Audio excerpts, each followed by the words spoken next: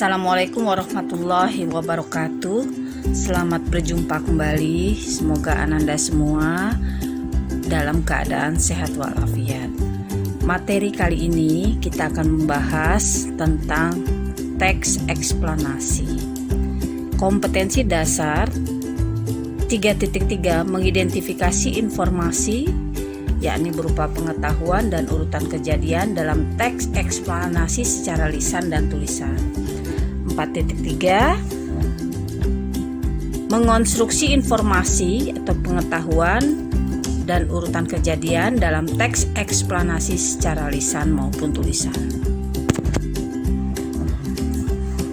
Tujuan pembelajaran untuk materi kali ini adalah peserta didik diharapkan mampu mengidentifikasi informasi secara lisan dan tulisan dengan tepat. Tujuan kedua, peserta didik diharapkan mampu mengonstruksi informasi dalam teks eksplanasi secara lisan dan tulisan dengan tepat. Ananda semua perhatikan peta konsep yang akan kita pelajari dalam pembelajaran kali ini. Teks eksplanasi yang akan kita pelajari adalah mengidentifikasi informasi teks eksplanasi dan mengonstruksi informasi teks eksplanasi. Perhatikan pada bagian mengidentifikasi informasi teks eksplanasi. Kalian harus mengetahui dulu definisi teks eksplanasi. Lalu pada mengonstruksi informasi teks eksplanasi ada 3 hal yang harus kalian pelajari. Pertama, bentuk-bentuk komentar. Yang kedua, isi komentar. Yang ketiga, cara menyampaikan komentar.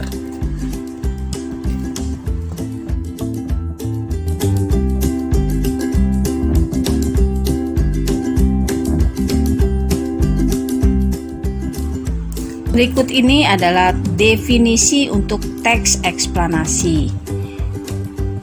Teks eksplanasi merupakan kata serapan dari bahasa explanation yang berarti penjelasan.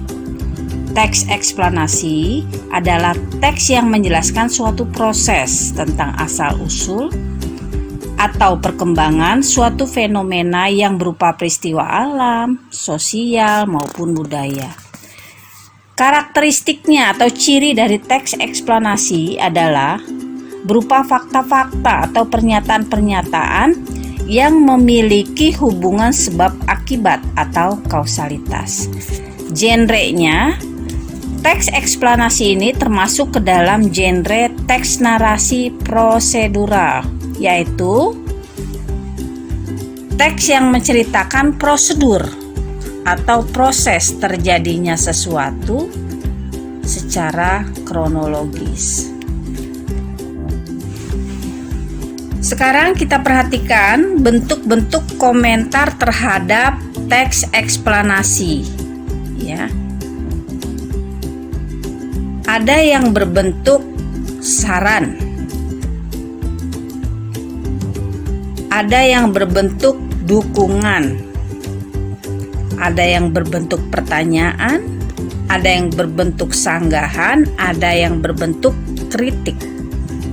Jadi ini macam-macam komentar. Agar dapat mengomentari sebuah teks eksplanasi, maka kita harus melakukan analisis terhadap jawaban dari pertanyaan-pertanyaan berikut.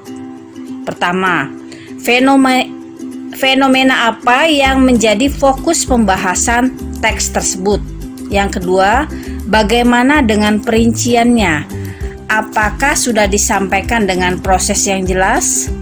Yang ketiga, apa saja fakta yang dijelaskan dalam pembagian perincian teks tersebut? Yang keempat, bagaimana pola-pola pengembangan teks tersebut? Dan yang kelima, kata apa saja yang menunjukkan pola-pola pengembangan teks tersebut. Berikutnya, pembahasan mengenai isi komentar terhadap teks eksplanasi. Sebuah komentar muncul karena adanya keraguan atau ketidakjelasan pernyataan dari isi suatu teks. Maka, isi dari suatu komentar pun mengacu pada isi teks pula. Isi komentar terhadap sebuah teks eksplanasi biasanya meliputi struktur teksnya bagaimana, kebenaran informasi teks bagaimana, aspek kebahasaannya bagaimana. Berikutnya, perhatikan cara menyampaikan komentar. Ya. Pertama, fokus. Yang kedua, jelas. Yang ketiga, lengkap. Yang keempat, santun. Fokus berarti penyampaian yang sederhana dan langsung kepada inti permasalahan. Jelas berarti tidak menimbulkan banyak penafsiran.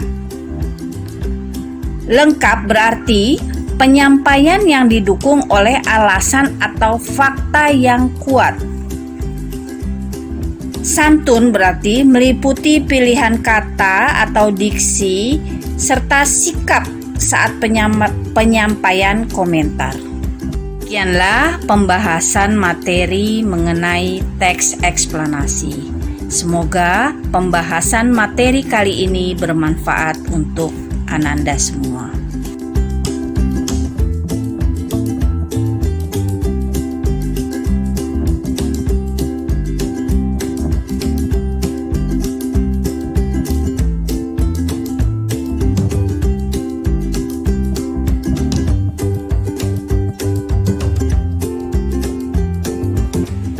Sekian materi pelajaran kita kali ini. Sampai jumpa di lain kesempatan. Assalamualaikum warahmatullahi wabarakatuh.